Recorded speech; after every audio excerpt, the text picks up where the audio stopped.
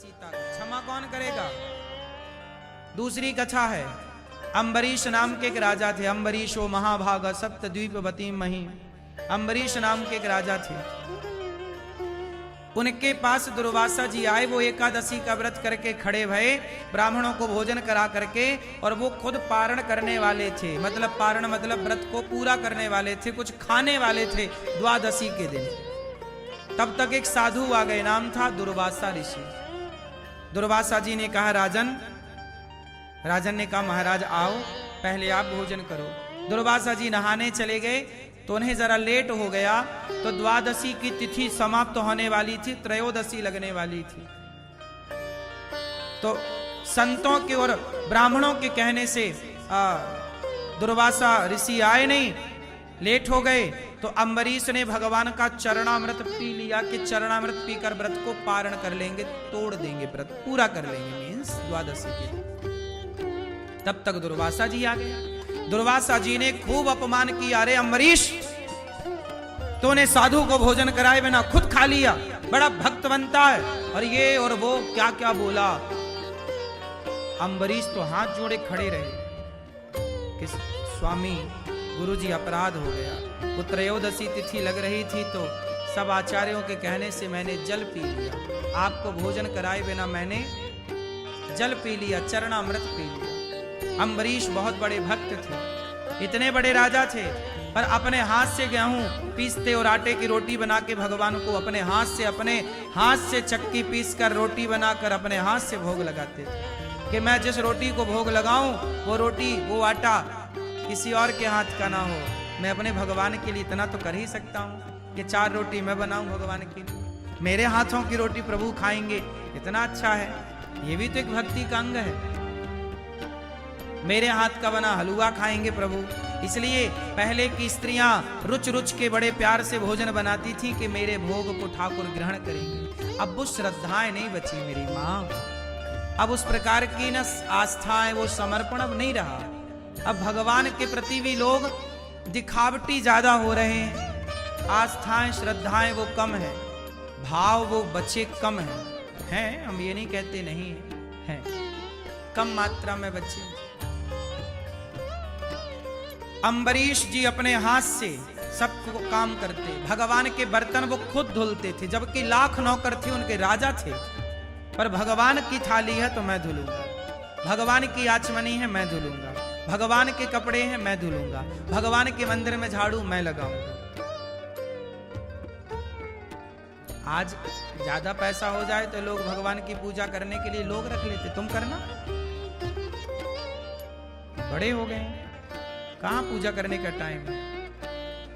लेकिन वो इतनी श्रद्धा कि भगवान का काम खुद, जैसे यशोदा मैया कन्हैया की सेवा किसी को नहीं देती थी, कन्हैया को नहलाना खिलाना पिलाना खुद यशोदा करती थी, जबकि लाख नौकर थे नंद बाबा के यहाँ, पर कन्हैया की सेवा मैं करूं।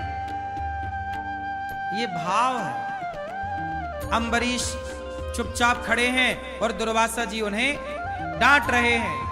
तब भगवान को गुस्सा आई, सुदर्शन भगवान पीछे पड़ गए, चक्र दुर्वासा जी का गर्दन काटने को। दुर्वासा भागे, ए ब्रह्मा बचाओ, हे विष्णु भगवान।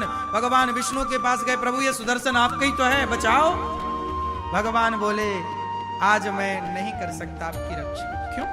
आप तो भगवान, आपसे बड़ा कौन? और सुदर्शन चक्र भी आपका, बताओ।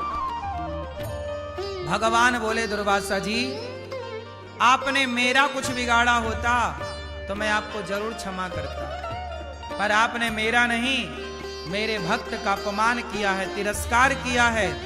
जाओ, जब तक उस भक्त की शरण में नहीं जाओगे तब तक आपको माफी नहीं मिलेगी। तब दुर्वासा जी लौटकर अम्बरीश के चरणों में गिरे, हे भक्त मुझे माफ कर दो। अम्बरीश जी चरणों में गिर पड़े, महाराज आप तो इतने बड़े संत हैं, मैं तो आपका दास हूं। वो गृहस्थ थे, दुर्वासा जी साधु थे, लेकिन साधु संत से बड़ी भक्ति वो अम्बरीश गृहस्थ में रह के करते थे। कौन कितना भक्त है ये पता लगाना बड़ा कठिन। साधु से भी बड़ा भक्त गृहस्थ हो जाता है। साधु से भी बड़ा त्यागी गृहस्थ हो जाता है, साधु से भी बड़ा सच्चा गृहस्थ हो जाता है। इसलिए सारे अपराध क्षमा हैं, पर भक्त का अपराध क्षमा नहीं। आज भगवान ने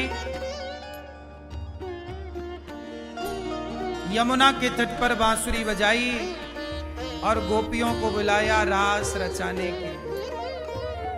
ये जो प्रेम है ना, भगवान से प्रेम करती हैं गोपियां, विकल्प नहीं है। इसलिए आप भी भगवान से ऐसा प्रेम करना कि कोई आपके पास और विकल्प ना हो।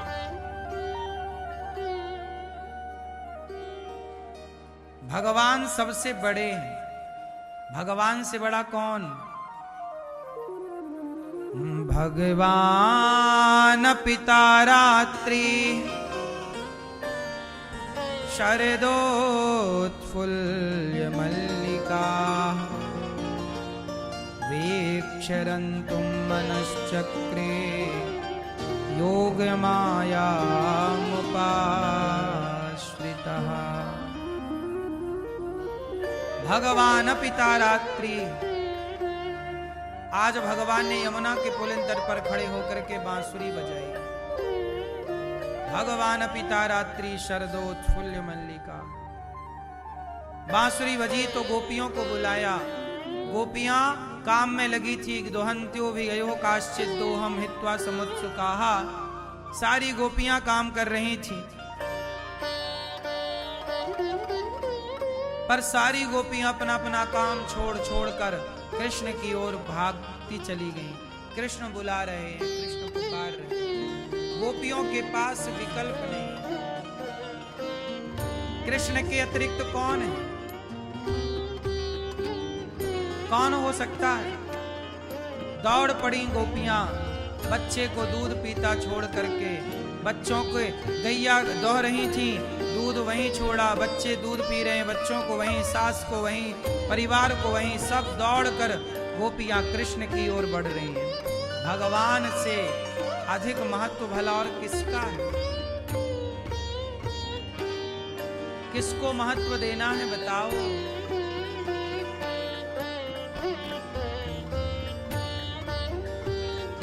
इसलिए जब गोपियां आई तो भगवान ने स्वागतम वो महाभागा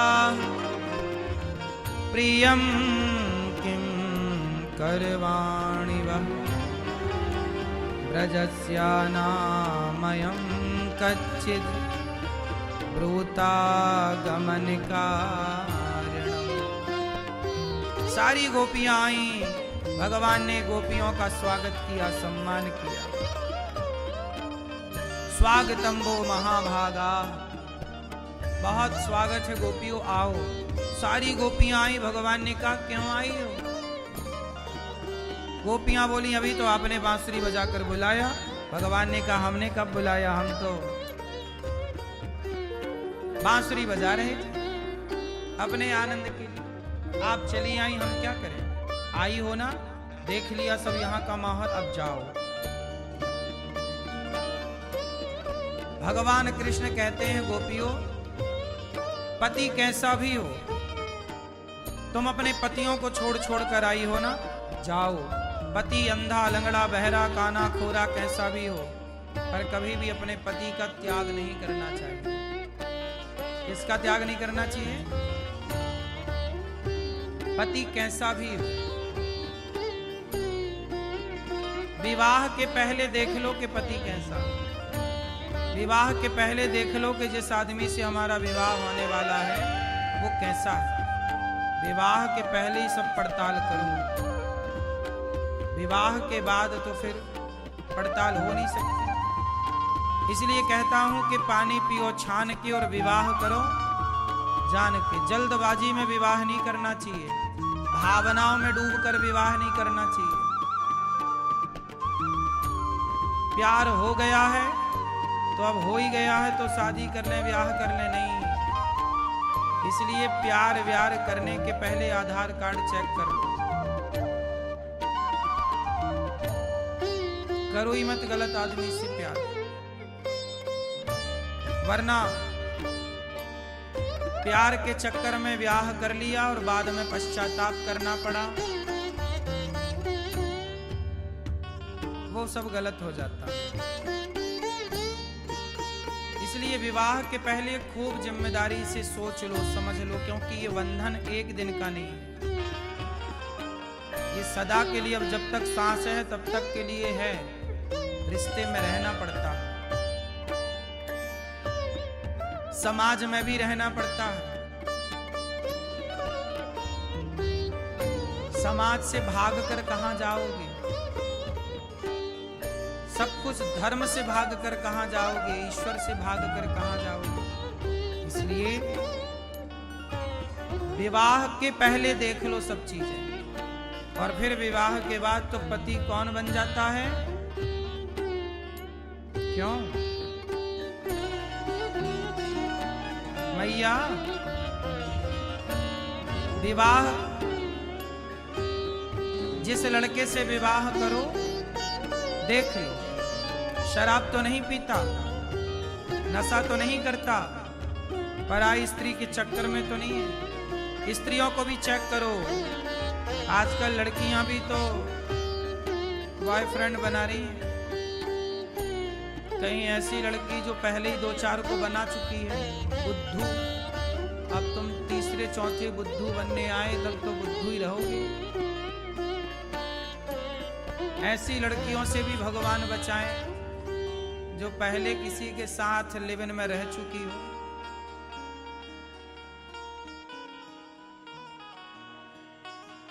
है ना? जो किसी और के संग रह चुकी हो, ऐसे संबंध में बिल्कुल कैसे कोई रहेगा? तो कुल मिलाकर के कहना यह है कि जब गोपियां आईं तो भगवान ने उन्हें पातिव्रत धर्म का उपदेश किया। पति कैसा भी हो, कौन होता है पति? आप पति को क्या मानती हो? सही कि नहीं? मैया, आप पति को क्या मानती हो? आप सही? और आप लोग मैया पति को क्या मानती हो?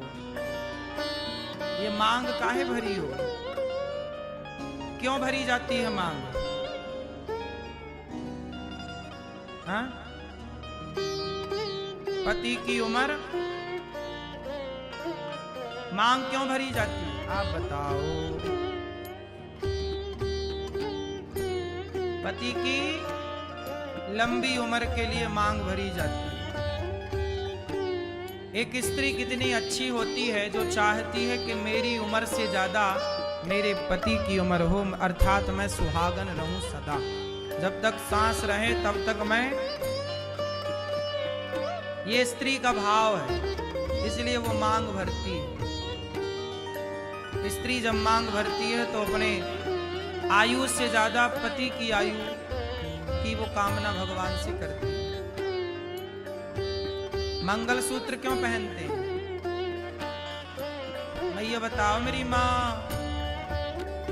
आपने मंगलसूत्र पहना है? आपने काहे पहना? क्यों पहनते हैं? नहीं, नहीं पता? पता ही नहीं। एक लड़की ने तो अपना मंगलसूत्र खूंटे पे टांग दिया, खूंटी पे टंगा है। हाँ, ये टंगा है। बताओ मैया, मंगलसूत्र क्यों पहनते हैं? हाँ, नहीं पता? लंबी उम्र के लिए तो मांग भरते हैं।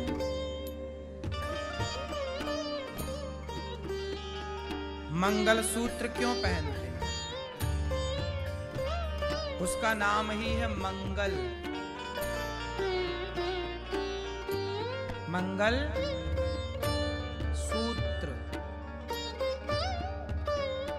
जो सदा आपके पति का मंगल, मतलब नारी ये कामना करती है कि सोने में, सोने का होता है मंगलसूत्र और सोने में भगवान का वास होता है।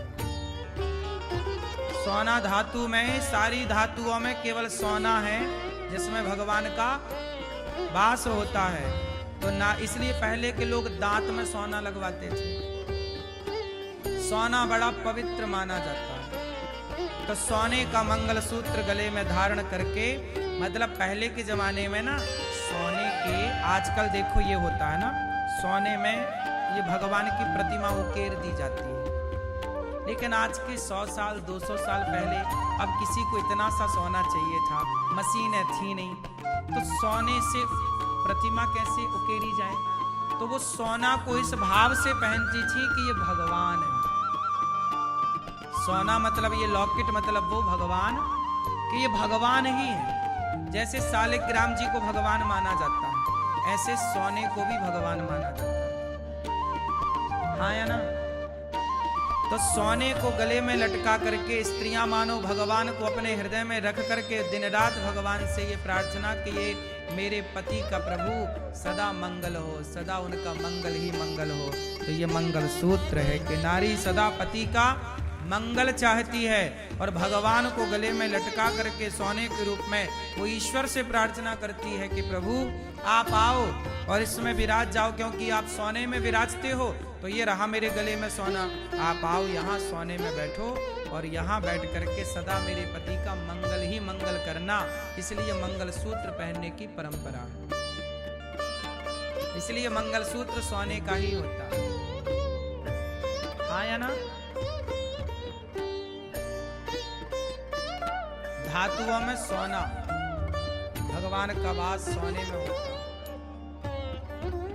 इसलिए हमारे यहाँ पहले जो प्राचीन मूर्तियां थी ना, अधिकांश मूर्तियां भी सोने की हुआ करती थी मंदिरों में।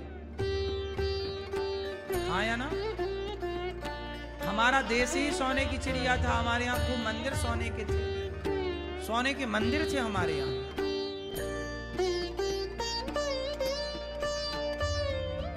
इसलिए नारी मंगल सूत्र पहनती है। अच्छा, मेहंदी क्यों लगाती हैं स्त्रियां? बताओ मैया, मेहंदी क्यों लगाती हो मेरी माँ?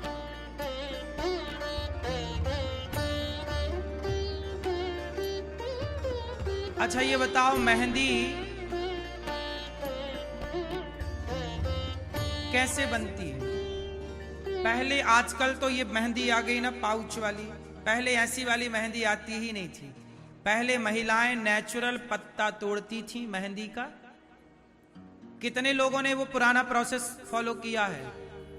क्या करती थी मैया? पत्ता तोड़कर उसे घिसती थी, उसे पकाती भी थी क्या? नहीं पका, घिसती थी, पीसती थी। क्या करती हैं? सिलबट्टे से पीसती हैं। और पिसने के बाद वो कैसी दिखती है? हरी होती है, लेकिन लगाने के बाद कैसी आती है? तो ये मेहंदी क्यों लगाई जाती है लड़की के हाथ में? शादी के पहले मेहंदी लगा दी जाती है। मंडप पर बैठती है तो मेहंदी लगाकर उस लड़की को ये बताया जाता है कि देख, जैसे मेहंदी का पत्ता कुचरा गया, क्या हुआ? सिलबट्टे पे रख के उसको ऐसे कूटते हैं ना। सुन बेटी, तेरी भी ऐसी कुटाई हो सकती है, लेकिन घबराना मत। देख, वो जितना कुटती है मेहंदी, जितना कुटती है उतना ही वो गहरा रंग छोड़ती है।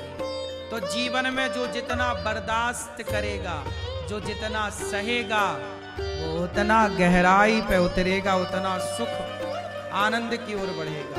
ये मेहंदी का मैसेज है। हाँ या ना? हाथों की सुंदरता कब बढ़ाती है मेहंदी? मेहंदी रची है ये तो सबने देखा, लेकिन रचने के पहले उसको कुटते हुए किसी ने नहीं देखा, पिटते हुए किसी ने नहीं देखा। रची तो सबने देखा, पिटते हुए किसी ने नहीं देखा। बस इसलिए आज जीवन में स्त्री उस मेहंदी की तरह है। कैसे? पेट फड़वाती है स्त्री अपना, पर पेट फड़वाती है, मेहंदी जैसे कुटती है, ऐसे नारी कितना कष्ट पाती है।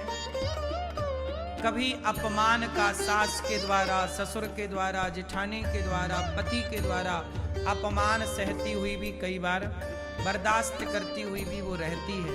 लेकिन जो रह लेती है, जो सह लेती है, वो रह लेती है। और जो नहीं सह पाती, वो नहीं रह पाती, उनके रिश्ते टूट जाते हैं। इसलिए जीवन में कैसी भी मुसीबत आए, कैसा भी जीवन में उतार चढ़ाव आए, लेकिन आपको परिवार की दो बातें सुनकर समझ करके चलना होगा, तो ही रिश्ते चलेंगे। इसलिए मेहंदी लगाई जाती है। और मेहंदी लगाई भी किसके नाम की जाती है? हाथ उसका पति के नाम की। जैसे मेहंदी अपनी हरियाली को, हरेपन को छोड़कर वो एक और ही रंग में उभरती है, उसी प्रकार स्त्री जैसे मेहंदी ने अपने उस हरे कलर को छोड़ दिया, ऐसे स्त्री ने सब कुछ छोड़ा। बेटा के लिए पेट वो फड़वाती है, पर बेटा बाप के नाम से जाना जाता है।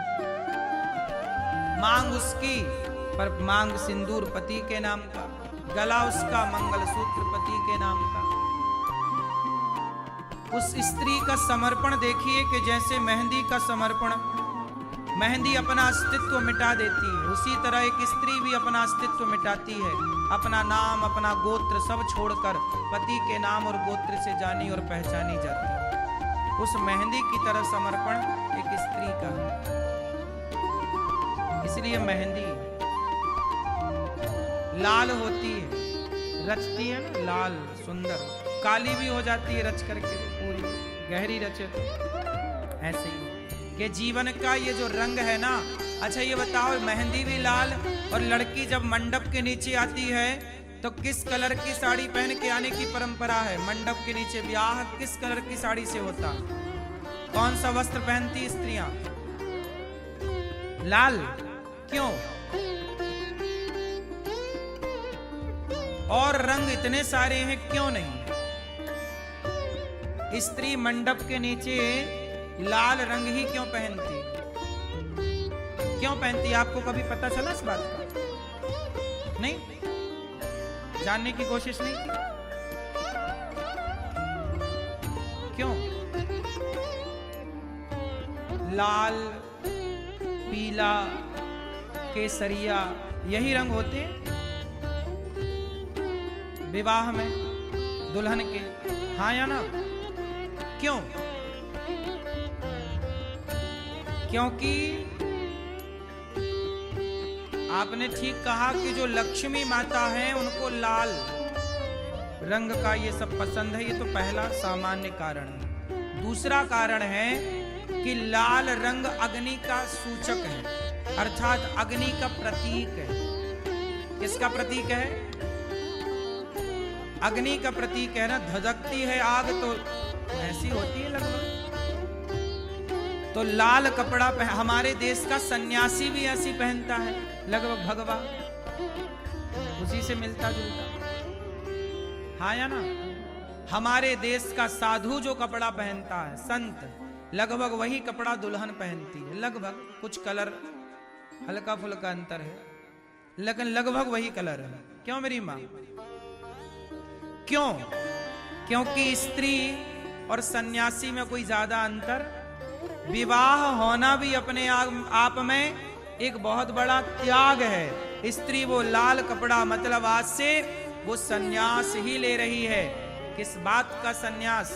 इस बात का सन्यास कि वो अपने पति के लिए अपने परिवार को सदा सदा के लिए छोड़ करके जा रही है। अपने पति के लिए अपना आंगन, अपनी बहन, अपनी माँ, अपना पिता, सबसे नाता तोड़कर पति से नाता जोड़ चली। सीता माँ ससुराल गई ना, उसके बाद फिर वो मायके नहीं आई। पति के बिना वो कैसे रहती? ये समर्पण है। आजकल रिश्ते टूटते क्यों हैं? क्योंकि रिश्तों में समर्पण ही नहीं।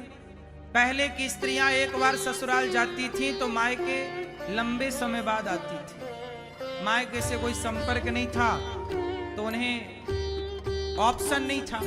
ऑप्शन ना था, माँ का, बाप का, भाई का ऑप्शन नहीं था, तो ससुराल में रहती थी और आनंद से अपना रहना सीख लेती थी और वहीं आनंद से जीती थी। आजकल ऑप्शन है कि पति नहीं, सास नहीं तो माँ जिंदाबाद है, बाप कहाँ गया? बाप के घर में हमारे नाम की रोटियां तो सदा हैं। क्यों जी? इसलिए मेहंदी का, लाल कपड़े का, हर चीज का एक कारण है सनातन। विवाह में बहुत सारा कार्य होता है। अग्नि की साक्षी होती है, मंडप गाड़ा जाता है। मंडप क्या है? वो यज्ञ कुंड है। एक यज्ञ का पूरा विधान होता है, तब जाके आपका विवाह संपन्न होता है। हल्दी चढ़ाई जाती है आपको, उसके भी कारण है। तेल चढ़ाया जाता है, उसका भी कारण है। मांगर माटी होती है। मांगर माटी समझते हैं आप लोग? गांव की मिट्टी लाई जाती है मंडप के नीचे रखने के लिए। विवाह के पहले मांगर माटी में स्त्रियां जाती हैं, पुरुष भी जाता है। पुरुष की भी मांगर माटी होती है, स्त्री की भी होती है। मांगर माटी कौन कौन जानता है?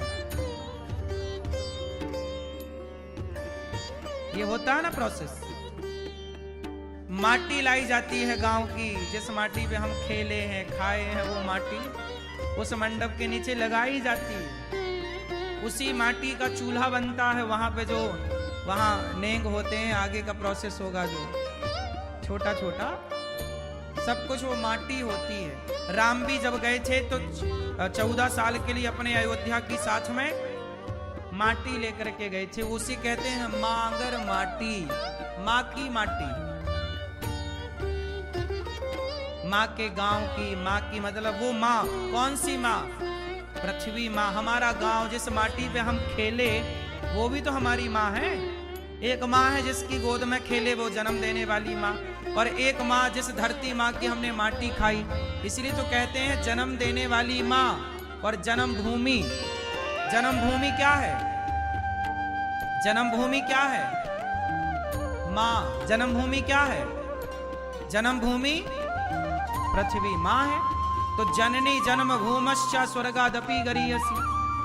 जन्म देने वाली माँ और जन्मभूमि दोनों माँ है।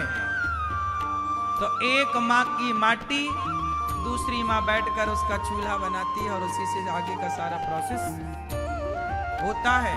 तो ये विवाह एक बहुत बड़ा, एक उसमें सभी देवताओं का आवाहन, सभी का, नगर देवता का, कुल देवता का, ग्राम देवताओं का आवाहन। जब बेटी का विवाह होता है, केवल रिश्तेदार आशीर्वाद देने नहीं आते, समस्त देवी देवताओं का आवाहन किया जाता है। देवी देवता आओ, हमारी बेटी को आशीर्वाद देकर जाओ। इसलिए मंडप के नीचे लड़की को लक्ष्मी माना जाता है और पुरुष को नारायण माना जाता है।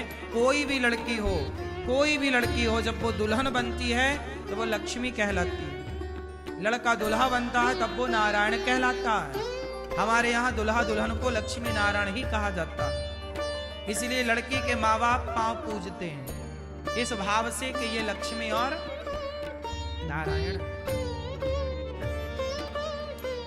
जबकि दामाद तो बेटे की तरह होता है, तो दामाद अपने सास ससुर के पांव छुए तो कोई आश्चर्य नहीं है। लेकिन परंपरा यही है कि हमारे यहाँ लड़की का पिता लड़के के पांव छूता है, मतलब दामाद के पांव छूने की परंपरा। हाँ या ना? हाँ या ना? आपके यहाँ क्या परंपरा है? आपने अपनी बेटी जिसके संग ब्याही, उसके पांव छूते हैं कि नहीं दामाद के? बोलो हाँ कि ना? क्यों छूते हैं? इसलिए क्योंकि हमने आपको मंडप के नीचे नारायण के रूप में स्वीकार किया है। किस रूप में स्वीकार किया है? नारायण के रूप में स्वीकार। जबकि आप हैं हमारे बेटे की तरह। दामाद तो बेटे की तरह होता है ना, क्यों मेरी माँ? दामाद किसकी तरह है? बेटे की तरह है। बेटी और दामाद बेटी है और दामाद बेटा है। लेकिन फिर भी भारतीय परंपराओं के अनुसार चूंकि हमने मंडप के नीचे अपनी बेटी को लक्ष्मी माना और अपने दामाद को नारायण माना, तो माना है तो अब सदा मानेंगे। इसलिए बेटी के पांव पिता छूता है। इसलिए बेटी के पांव कौन छूता है? बेटियां, कई जगह ऐसा भी परंपरा है कि बेटियां बाप के पांव छूती हैं, बेटियां माँ के पांव छूती हैं, इसलिए कि हमारी माँ बड़ी है, माँ माँ होती है। लेकिन ये गलत है। इससे सही गलत तो अब परंपराएं चली आ रही हैं, सही गलत कहना ठीक नहीं है। लेकिन जो सही प्रोसेस है वो यही है। हमारे यहाँ लड़की को लक्ष्मी माना जाता है। क्या माना जाता है? हमारे घर लक्ष्मी आई है, तो लक्ष्मी तो हमारी माँ है, तो जो हमारी माँ है हम उसे पैर कैसे छुलवा सकते हैं? कैसे? इसलिए बेटियों के पांव सदा से बाप छूता है। हमारे यहाँ कन्याओं के पांव छुए जाते हैं, कन्याओं से पांव छुलाए नहीं जाते। हाँ या ना? ये जितनी बूढ़ी बूढ़ी स्त्रियां हैं, तुम कितनी भी बूढ़ी हो जाओ, पर कन्याएं सदा, तुम कन्याओं के पांव छुओगी, कन्या तुम्हारे पांव नहीं छुएगी। हाँ या ना? क्योंकि हमारी जो परंपरा है उसमें कन्या को लक्ष्मी माना गया। तो आज भी ये लक्ष्मी है और मंडप के नीचे जिस दिन बैठेगी उस दिन भी ये, तो फिर हम आपसे पांव कैसे छुआएं? इसलिए दामाद के और बेटी के पांव बाप छूता है और माँ भी छूती है। पूजते हैं ना, पांव पूजना बोलते हैं, ऐसे ऐसे। हाँ या ना? कितना विज्ञान है हमारी एक एक परंपराओं में, अब लोग जानते नहीं। अच्छा, हमारे यहाँ एक परंपरा और है। जब लड़का विवाह करने जाता है ना, चाहे 30 साल का हो, 20 साल का हो या 35 साल में ब्याह किसी का हो रहा हो, तो हमारे यहाँ एक परंपरा है, आपके यहाँ है कि नहीं हमें बताओ, कि जब लड़का विवाह करने जाता है आज भी, तो वो अपनी माँ का दूध पी के जाता है। क्यों? आपके यहाँ है ये परंपरा? आज भी माँ अपना दूध पिला के बच्चे को घोड़ी पे चढ़ाती है कि अब तू अब दुल्हा बन जा। क्यों भैया आपके यहाँ है? ये परंपरा है, लेकिन आज की ना लोगों को शर्म आती है, कितना बड़ा जवान बेटा को माँ कैसे दूध पिलाए। आजकल तो मैया छोटे बच्चे को दूध पिलाने से बचती है। तो अब इस उम्र में काहे पिलाएगी? तो अब ये लोक लाज के कारण ना ये परंपराएं समाप्त हो गई, लेकिन नेंग जरूर करना चाहिए। हमने एक बार बताया था, क्या आपके यहाँ है शादी करने के टाइम माँ का दूध पी के जाते हैं बच्चे, दुल्हा? आप गए थे शादी के टाइम पे माँ का दूध पी के गए थे? क्यों पिए थे? शादी के टाइम माँ का दूध पीने की क्या जरूरत थी? क्यों है ये परंपराएं? क्या सिद्धांत है इसके पीछे का? क्या मैसेज है? जरा बताओ। नहीं पता ना? ये सारी बातें अपने बच्चों को बताओ, सारी बातें समझाओ, क्यों जरूरी है? आप बताओ भैया। तो आपका विवाह हो गया, तो विवाह करते समय जब गए थे माँ का दूध पिए, नहीं पिलाया माँ ने। चलो, माँ को पता ना रहा होगा या लोक लाज है। अब देखो, हम ये भी कह रहे हैं कि माँ का दूध पी के, इसमें भी कुछ लोग हंसेंगे, लोगों को सुनने में भी अच्छा नहीं लग रहा है कि इस उम्र में 30 साल का छोरा माँ का दूध पिएगा, लेकिन ये परंपरा है। इसके पीछे का कितना सुंदर मैसेज है वो जरा सुनिएगा। आप पिए थे माँ का दूध जब विवाह करने गए थे? नहीं। आप पिए थे? नहीं। हमारे यहाँ ये परंपरा है आज भी। आप में से कितने लोगों के यहाँ ये परंपरा है? जिनके यहाँ है वो हाथ उठाएं। है। अब सुनो कारण। अब इसका रहस्य बताता हूं, कितना गहरी बात है ये। हर माँ बाप अपने बच्चों को बताए, और आप भी अपने बेटे का ब्याह करना तो ये परंपरा निभाना, और केवल दूध पिला मत देना, दूध पिलाने के पीछे की पूरी कथा सुनाना। कथा सुना। जब भगवान श्री कृष्ण जब 10.5 साल की आयु में यहां से गए ना, और जेल में थे देवकी माता, तो देवकी माँ ने तो अपना दूध पिलाया ही नहीं था ना कृष्ण को, यशोदा माँ ने पिलाया था, क्योंकि वो तो जन्म लेते ही चले गए। तो जब 10.5 साल की आयु में जब भगवान कंस को मारे, और जब देवकी माँ के पांव की हथकड़ियां खुली, बेड़ियां खुली और हाथ की हथकड़ियां, तब माँ के आंचल से दूध की धारा बह पड़ी। तब 10.5 साल की आयु में कृष्ण को देवकी माँ ने अपना दूध पिलाया था, तब पिलाया।